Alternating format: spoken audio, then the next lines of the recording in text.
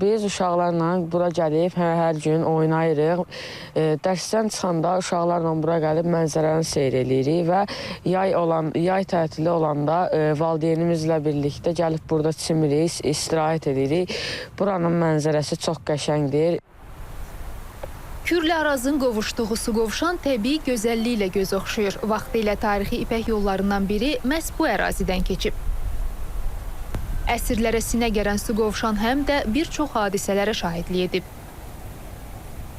Belə ki, hələ Şah İsmail Xətai hakimiyyətə gəlməmişdən əvvəl Şamaxıya, Şirvanşahlar dövlətinə hücum edərkən bu ərazidən keçib.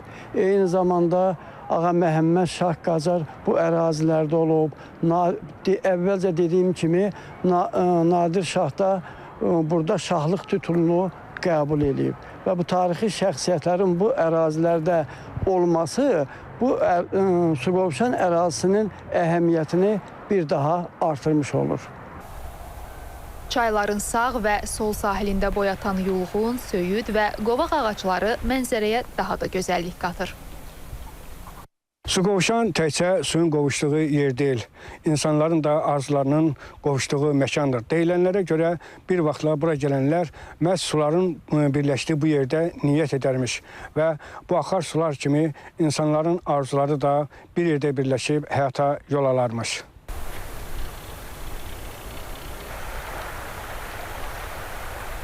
Qədim adət-ənənələrimizə uyğun olaraq Novruz bayramında səhəri saat 5 radələrində gəlirlər, buradan qız gəlinlər su aparırlar, həyətlərinə çəpib, evlərinə səpib, təmizlik işləri görürlər və niyyət eləyirlər ki, yeni ildə də gəlirlər, buradan su aparıb evlərinə istifadə edərlər.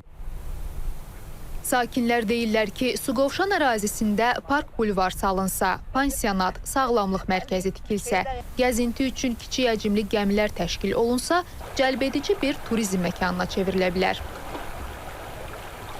Burada vaxtı ilə bu çayda, Kürdən üzü yuxarı gəmilər yük daşıyıb, nəqliyyat vasitəsi də olub. Buradan bu tayın insanları o tayın insanları bu taya ancaq qayıqlar vasitəsilə keçib gəlirdilər. Bu durduğumuz yerdə vaxtilə balıqçılığı da olub, quşların məskunlaşdığı yer də olub. İndi bizim burada turizm üçün potensial bir şərait var. Amma bunu inkişaf elətdirmək lazımdır.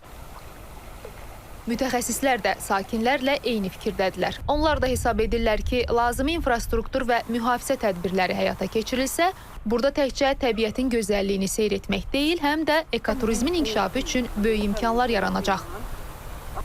Təyyar Nəsirli, Samir Qubadov, Aysən Ələkbərova, İTV Xəbər, Sabirabad.